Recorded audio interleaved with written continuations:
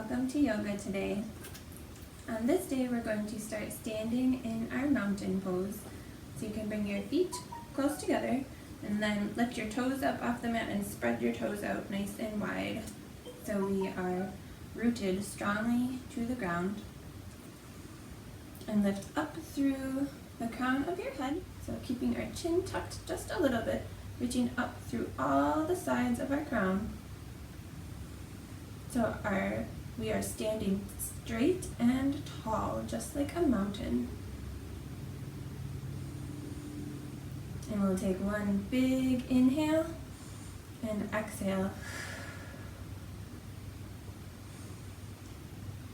And then we'll bring our hands together at our heart center in our Anjali Mudra. And once upon a time, when was it? When was it not? There was a small village high, high up in the mountains. In this village, it was late spring, and the people were worried because there was not enough rain to help all of the plants to grow. So the people prayed that the rain may come to help all of the plants to grow. And we are in our Parivitra Utkantasana. So we're pressing our palms together and our elbow is on our knee. And we might even look up at the sky, hoping to see some rain clouds.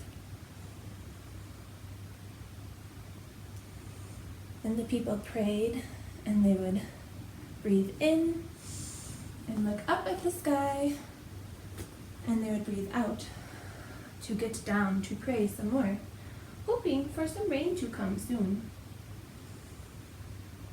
And we'll inhale and reach up to the sky, and exhale and twist.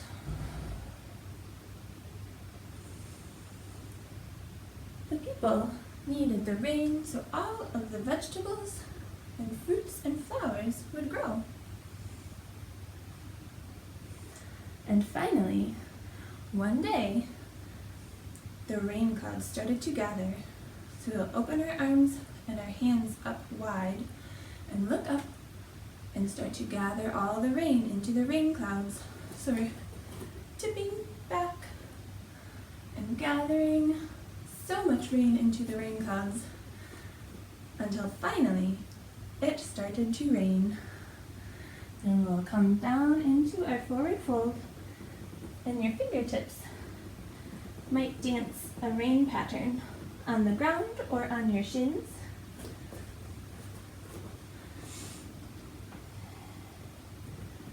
And as the rain is falling, you might sway your hips. You might nod your head and let the rain fall. And then inhale and look all the way up to gather even more rain. So you can let your fingers dance. And exhale and let the rain fall all the way down to the ground or to your legs. And let your fingertips dance a pattern of rain. Maybe you can hear it on the carpet or the wooden floor. And then you can bend your knees even more.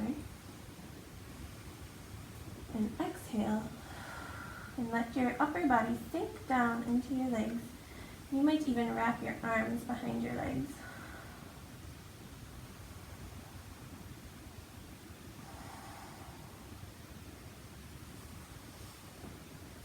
And then you can step back and come onto hands and knees.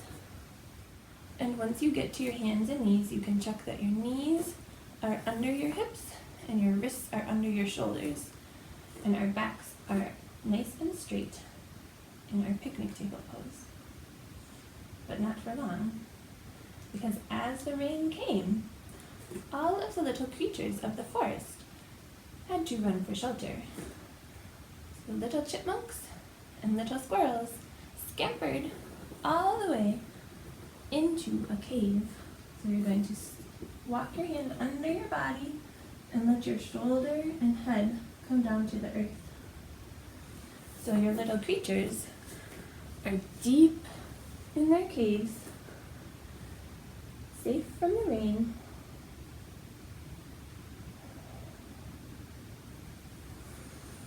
Come back up to tabletop. And there's some more creatures that need to take cover. So some more chipmunks came, maybe some foxes, and they ran deep, deep, deep into a cave. And you can let your ear rest on the earth maybe.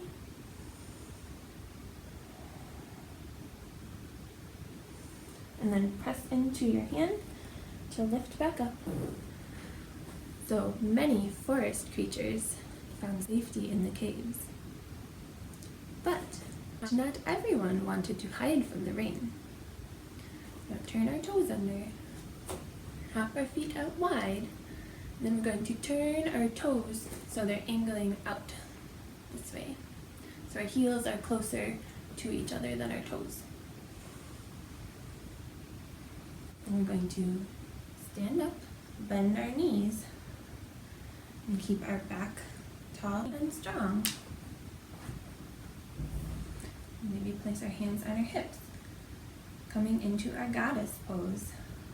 For the goddess loved to dance in the rain, and you might sway side to side, or you might lift up one heel, maybe the other,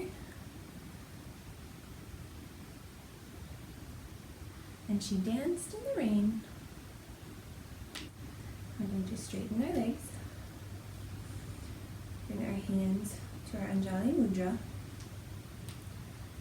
And from here, we're going to, and then spin our hands so our fingertips are on each other's wrists. This way. And then we're going to slide our hands and curl our fingers so that our fingers catch. So we're here. And we're going to slide and curl our fingers so they lock. And if we pull apart, our fingers are holding tight together. Once we have our Ganesha Mudra with our hands locked together, we can bend our knees again, keeping our torsos tall. And we can dance in the rain. And you might sway side to side, or you might go a little up and down. Whatever your dance looks like, your rain dance. And you might feel your legs getting tired, but you can feel the energy from the rain. Take a big breath, and then exhale and straighten your legs. Inhale, and then exhale, and release your hands. Give your hands a little shake out. And next to the goddess dancing in the rain was a big river. We're going to heel toe our feet together, heels and toes. And once our feet come together, we'll bend down, crouch down, until our knees are on the ground. And in the river was a cobra dancing alongside the goddess. So from our knees, we're going to swim forward on our bellies until our hands are under our shoulders and press into the ground like a cobra poking its head up out of the water. And then tuck your chin to your chest and lift your hips. And the cobra rode the waves. You can sit back on your heels. And then he swam forward some more. As he poked his head out, he took a big breath in. And then tuck your head in. And exhale and press up. And the water splashed and danced in the rain. And the cobra danced in the rain too. Press up. press into your palms and reach your tail back far as you can until you're sitting on the ground. And then swim yourself forward and press and lift.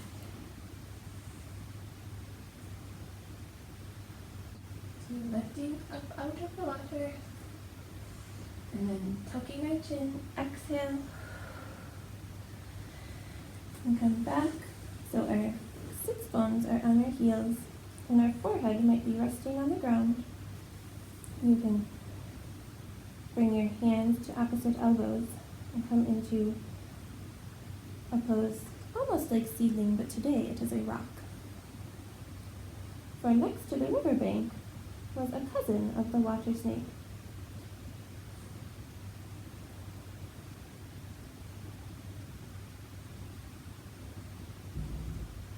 And his cousin, the lizard, did not like to swim much, but as the wonderful spring rain began to slow and stop, and the sun came back out, Water Snake's cousin, Lizard, knew it was time to bask on the warm rocks.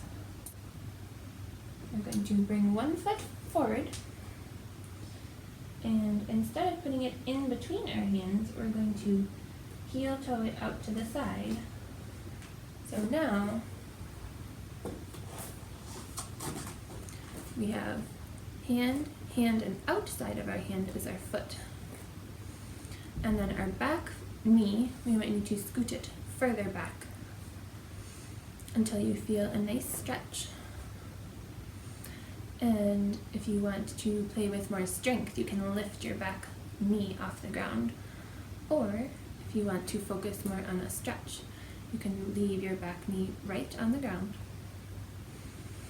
So the lizard knew that now that the rain had stopped and the sun came out, the rocks would be a wonderful place to bask in the sun. And if you have space, you might come down onto your forearms.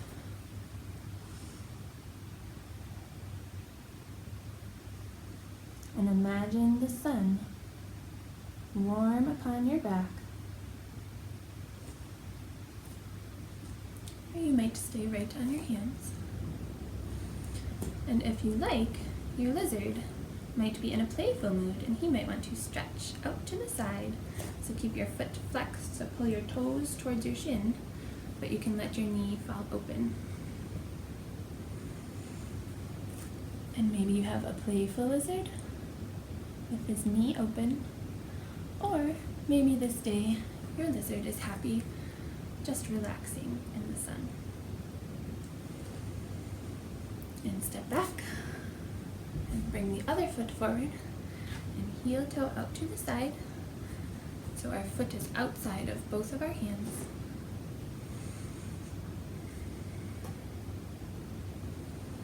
And we're in our lizard pose once more.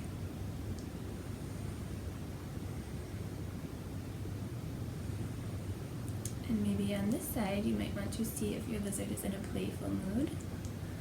And you might move in your lizard pose, or you might be very still, just enjoying the warm sunshine on your back.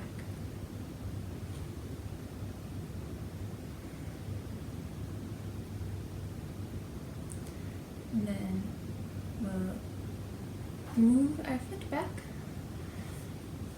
and bring our knees together and sit back on our heels. After the spring storm had passed, all of the people in the village rejoiced, for the water came to nourish all of their plants, and it was a wonderful time to play in the rain. For some creatures, while other creatures preferred to hide in safe, dry places.